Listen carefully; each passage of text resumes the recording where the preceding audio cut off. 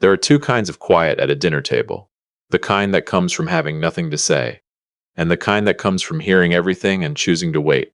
I sat in the second kind for 3 hours on a Friday night in October, cutting my ribeye and smiling at a man who believed, with complete confidence, that he was the smartest person in the room. He wasn't. The restaurant was Henley on 6th Avenue in downtown Nashville, the kind of place with cloth napkins you're afraid to actually use and a wine list that runs 12 pages. I'd made the reservation 5 weeks out because my daughter Grace told me Mateo's parents appreciated a certain level of intention. I didn't ask her what that meant exactly. I just called Henley. I wanted that night to go well, more than I'd wanted most things in a long time. Grace is 28. She's a structural engineer with a firm in Brentwood, a woman who can look at a load-bearing wall and tell you exactly where the stress points are. She got that from me, I think. Not the engineering degree, that's all her, but the instinct for knowing where things are likely to break. She'd been with Mateo for 2 years. I'd met him 4 times before that Friday, always in passing, always just long enough to shake hands and tell her I was glad she was happy. This was the first time I was meeting his parents. Ernesto flew in from Guadalajara. He ran an import business, textiles, some agricultural equipment, he said vaguely, in the way people describe things they don't want you asking follow-up questions about. His wife Isabella sat beside him, trim and composed, with a kind of self-possession that takes years to cultivate. She looked around Henley the way you'd look at a Holiday Inn after expecting a Ritz. Not disappointed, exactly, just noting the distance between where she was and where she felt she belonged. They were both perfectly polite. That's what made it easy to miss, if you weren't paying the right kind of attention. "What is it you do, Boyd?" Ernesto asked, settling back in his chair like a man who'd already decided the answer wouldn't impress him. "Retired," I said. "I did pipeline work most of my career. Industrial. I also own some commercial properties here in Williamson County." He nodded the way people nod when they're already forming their next sentence. "Ah, tradesman, good honest work." He said it the way you'd say good honest work about something that requires no further discussion. I've been in the trades long enough to know that tone. It's the tone that means your whole life just got filed under a category and set on a shelf. I let it go. Grace was laughing at something Mateo said, her hand on his arm, and that right there was worth eating a little condescension over a plate of beef tenderloin. I've eaten condescension before, I know how it goes down. Here's the part nobody at that table knew about me. Not Grace, not Mateo, not his parents. From the time I was 29 to the time I was 36, I worked pipeline and industrial construction in Mexico. Pemex subcontract work, mostly. Refineries outside Veracruz. A natural gas line project in Tamaulipas. 2 years on an LNG terminal near Coatzacoalcos. I didn't learn Spanish in a classroom. I learned it the way you learn anything that matters. By getting yelled at by a crew chief in another language until you understood every word of it or you went home. I came back to Tennessee fluent and I came back quiet about it. Because nobody on a job site in Williamson County had ever needed to know I could conjugate a verb in Castilian. It never came up, it never mattered.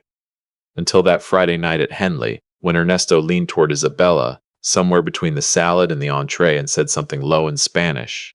Quick and private, the way people talk when they're certain no one else at the table can follow. I kept my eyes on my water glass. Isabella answered him. A short sentence. Then she glanced past Mateo toward Grace, and what she said next, still in Spanish, still with that small, comfortable smile, was that Grace seemed like a sweet girl, uncomplicated, a little naive, pretty enough in an understated way. Small said like it didn't cost anything. I kept cutting my steak. Grace was telling a story about a bridge project her firm was working on. She had her hands up, tracing the arc of a suspension cable, completely unaware that the woman nodding pleasantly across from her had just described her in Spanish, like she was background scenery in someone else's scene. I smiled at something Ernesto said in English. I asked Isabella if she'd had a chance to walk around downtown yet. She had not, but she was enjoying Nashville, she said. Very charming, a little rough around the edges, but charming. I said I thought so too. Welcome to Dad's bold revenge? Pull up a chair and get comfortable, because this story is going to take you somewhere. Hit that like button and drop a comment below. I want to know where you're watching from. Trust me, you'll want to be here for the end. Here's what I didn't know until Isabella said it. She and Ernesto had stopped by Grace's apartment that afternoon before dinner, a surprise visit to drop off a hostess gift. Grace had let them in, given them the tour. The apartment is small, but Grace has made it hers. Pipe-fitting bookshelves she built herself, a gallery wall of photographs, and in the corner of her bedroom, a cedar chest I made for her when she graduated high school. I spent 4 months on that chest. Red aromatic cedar, sourced from a specialty mill outside Cookeville, because I drove 3 hours there and back to make sure I got the right cut. Dovetail joints at every corner. Her name carved into the lid in letters I practiced on scrapwood for 2 weeks before I touched the real thing. Grace keeps her grandmother's letters inside it, a few horse show ribbons from middle school, things she doesn't want to lose. It still smells the way cedar smells when you first open it. It'll smell that way for the next 50 years if she takes care of it. Isabella tilted her head at something near the window and then, still in Spanish, still at that low and private register, she said to Ernesto that the chest in Grace's room looked like something from a flea market. Peasant work, she said. Americans think anything handmade is craftsmanship. They don't understand the difference between effort and skill. I set my fork down. Not hard, not a scene, just set it on the plate, quiet and deliberate. She is talking about 4 months of my life. She is talking about a piece of furniture I built before Grace was old enough to have a checking account, something my daughter has kept through 2 apartments and 1 cross-state move, and she's saying it 8 feet away from me, with a pleasant expression on her face because she is completely certain I didn't catch a syllable of it. Nobody at the table noticed. Grace was reaching across Mateo for the bread basket. Ernesto was reading the dessert menu. Isabella took a slow sip of wine, satisfied with herself in the way people get satisfied when they think they've said something clever in a locked room. I picked my fork back up. I looked at Ernesto and said, in English, that I'd always believed the things a man builds with his own hands say more about him than anything he could buy. Didn't he agree? He agreed warmly and completely, in the way of a man who was agreeing to nothing. I nodded the same way you nod at a man who's just told you the load calculation is sound when you already know it isn't. You don't know what's sitting across this table from you, but you will. That should have been the worst of it. It wasn't. About 40 minutes later, after the entrees were cleared and we were waiting on dessert, Mateo leaned slightly toward his father and said something in Spanish. Low, quick. His posture shifted in a way I recognized. Less the attentive boyfriend, more something else entirely. The paperwork. Is your attorney ready on his end? Ernesto said next week, maybe the week after. Then Mateo said the thing that changed the temperature of the whole evening for me. He's been in the trades his whole life, Papa. He doesn't follow the structure, and he wants Grace to be happy more than anything else in the world. He'll sign whatever she puts in front of him. Ernesto laughed, low and private, like a man who'd just heard good news about something he already expected.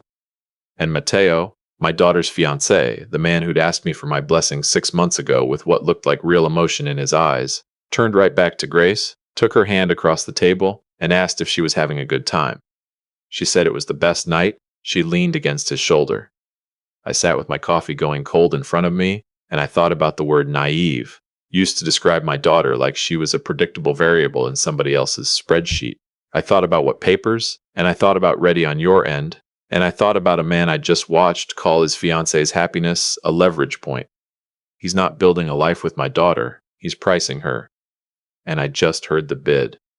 Every part of me wanted to stand up right then, push back from that table and ask Mateo, in his own language, exactly what papers he and his father were so eager to have ready. I didn't. Because here's something you learn in 63 years, most of them on job sites where one wrong move costs more than money. If you blow up before you have everything you need, you hand the other side the story. Grace would have defended him. She loved who she believed him to be.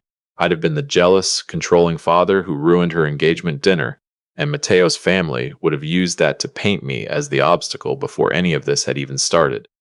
So I ordered the creme brulee and I said it looked excellent.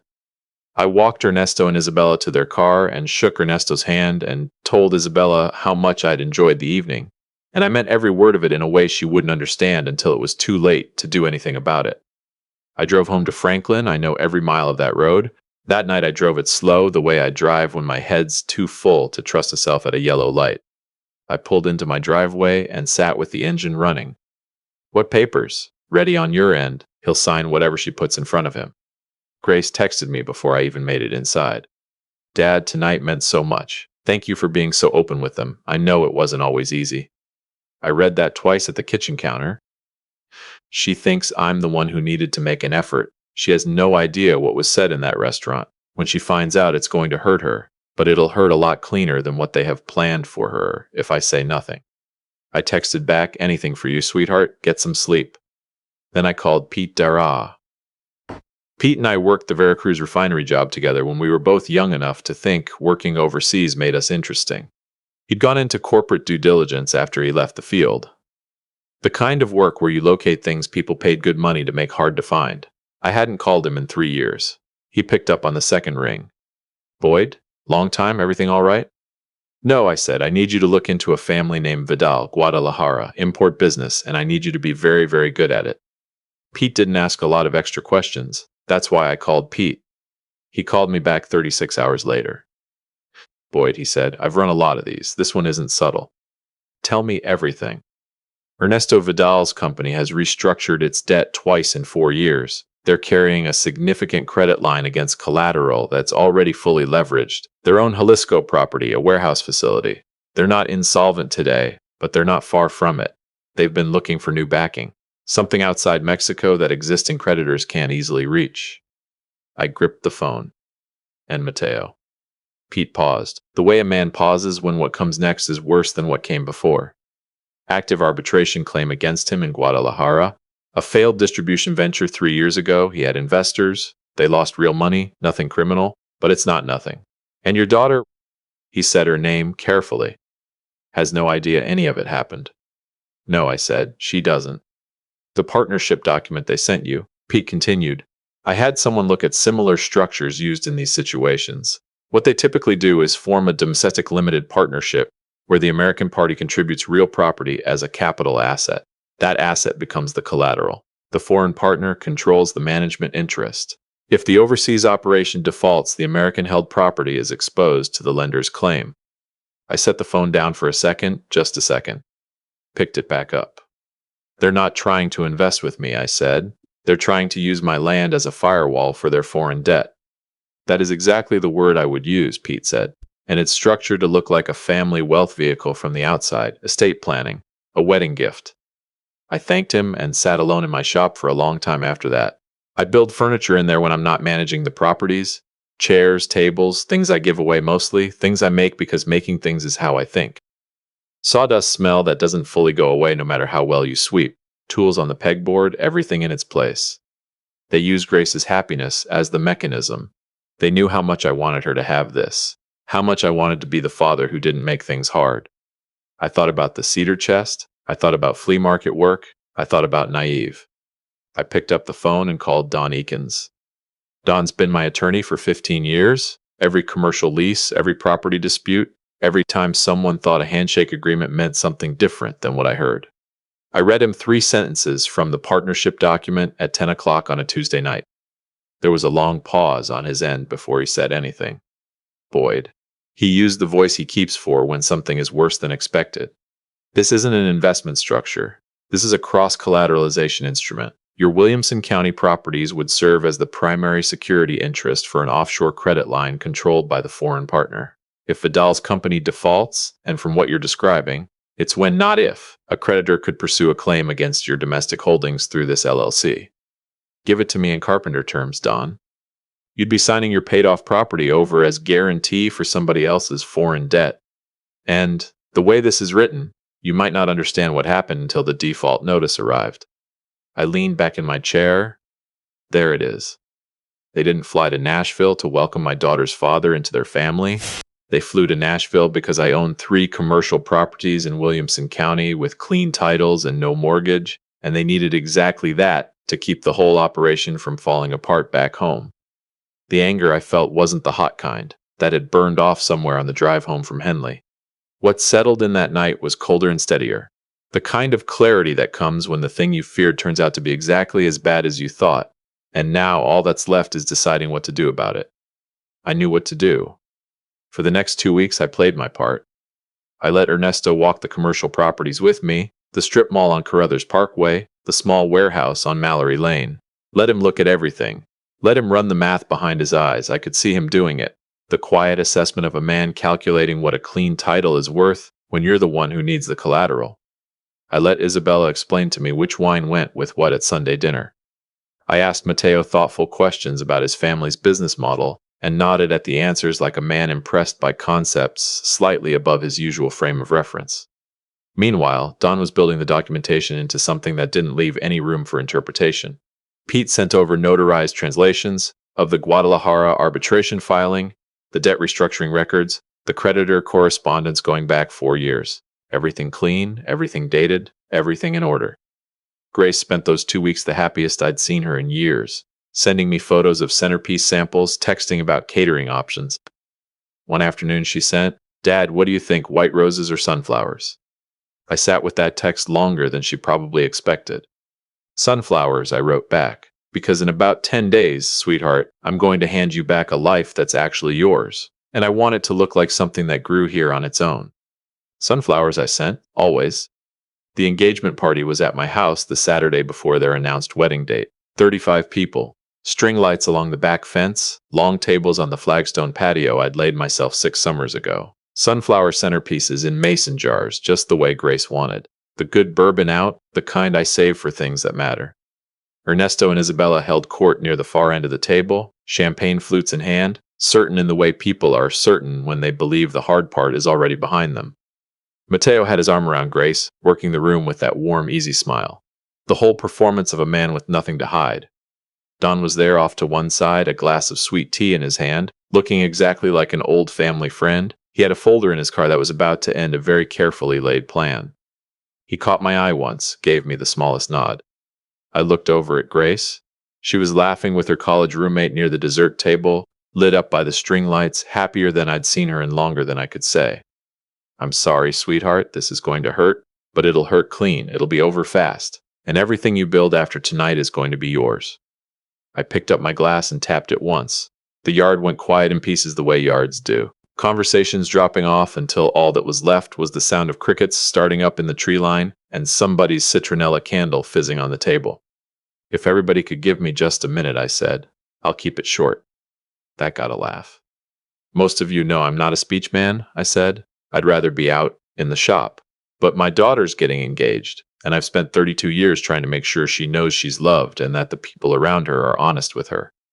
I want to thank Ernesto and Isabella for flying in from Guadalajara." I raised my glass slightly in their direction.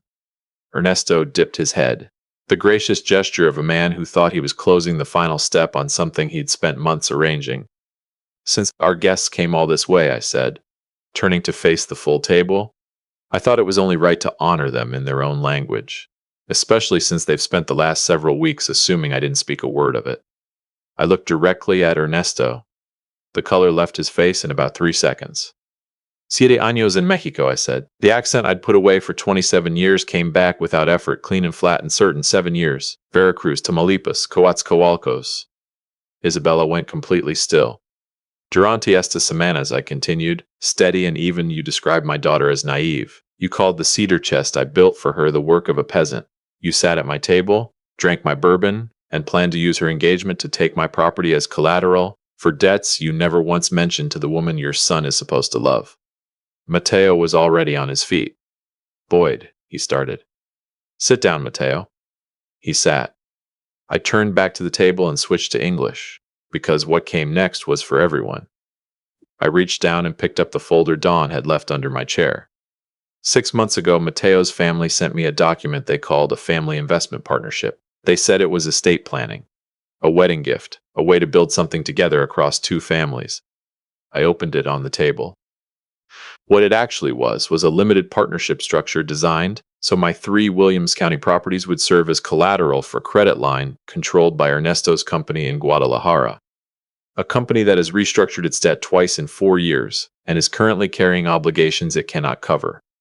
Gasps down the table, Grace's roommate put her hand over her mouth.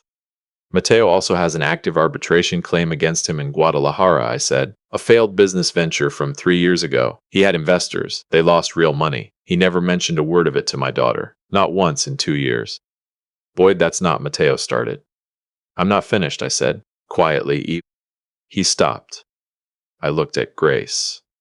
She was looking at Mateo, not at me, at him, waiting with her whole body for him to give her a reason not to believe what she'd just heard. Mateo's mouth opened, closed, opened. "Grace," he said, "it's complicated. Let me—" She reached down, slow and deliberate, and took the ring off her finger, set it on the table in front of him. No raised voice, no tears, not yet. Just the small, final sound of it touching the wood. Then she stood up. She didn't run. She didn't look for someone to hide behind. She walked around the table to where I was standing, and she stood beside me, shoulder to shoulder. Not behind me, right beside me. That is my daughter.